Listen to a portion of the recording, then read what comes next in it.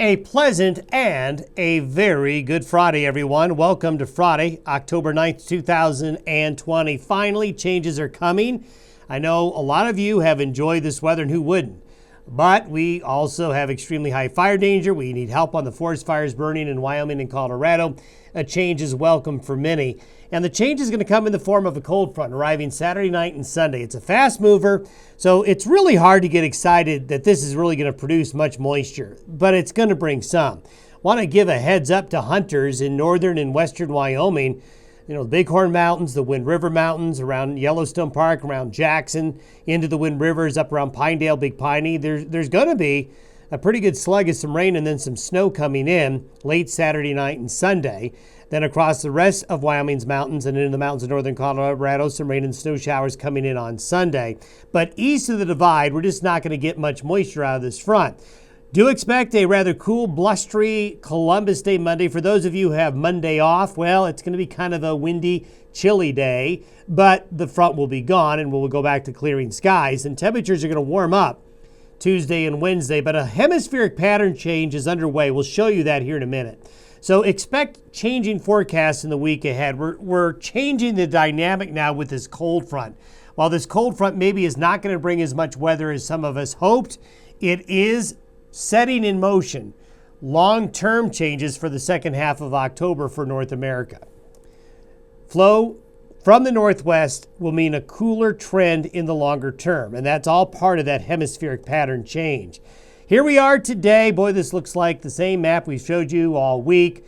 We have this warm, high-pressure ridge, southwest flow pumping in warmer air from the deserts.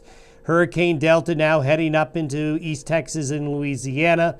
And here's the weather pattern change that's coming our way. I want you to pay attention to what happens up here in the higher latitudes as I show you these maps going forward. As we get into Sunday morning, we can see a pretty sharp Pacific cold front coming on in. This is a healthy cold front for October. Going to bring in northwest flow. It's going to bring in Pacific moisture. We're going to see some badly needed precipitation falling in this area here as the front comes on by. You won't see the front produce too much shower activity once it gets east of the mountains. But notice, instead of a high pressure ridge, we got a trough coming in, and here's the ridge reforming in the eastern Pacific. That's where we want it if the weather pattern changes.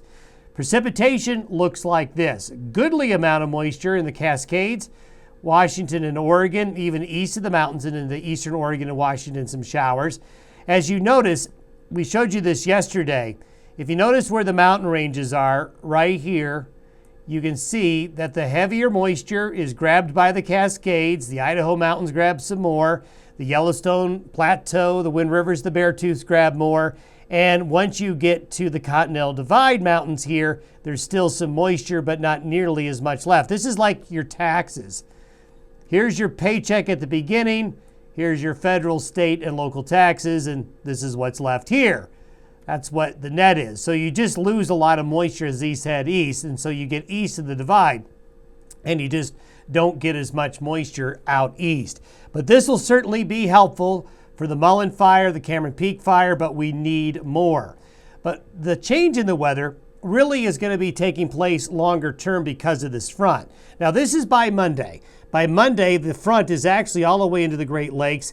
A cool northwest wind flow comes in. Notice the lines here, they're stacked close together, so we have a pretty stout jet stream coming in from the northwest. That unfortunately is going to make Monday kind of a colder, windy day.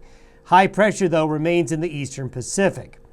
Going forward, by Tuesday, notice there's not much going on here. We have Tuesday a more west to northwest flow coming in from the southeast. But this little ripple here doesn't look like much, does it? But it's going to set in motion a bigger change here. And that's why I want you to watch what happens here in the next couple of charts. As we get into the end of the week by Thursday, high pressure builds into the Gulf of Alaska. That turns the jet stream down like this. Notice this blue area here, this upper level low. Then you notice this here. You notice this here. This is classic. As you get into late October, you start to build these cold air masses up in the higher latitude. And like spokes on a wheel, you get these little waves that form around this vortex of colder air that's building up into Canada. These are going to head southeast along the flow. So as long as the ridge builds here in the Gulf of Alaska, northwest winds aloft will develop for a large part of the United States. So by the end of next week and next weekend, the trend is going to be colder from the Rockies, or at least the Continental Divide east. The question is, how far west will the cold air go? Certainly, this is not good news for California, this area here, because the colder air and the moisture is just not going to reach. By 10 days out, notice how all of this colder air gets consolidated here, and we have this big ridge of high pressure up here. So what will happen is there's going to be a lot of cold air right here building.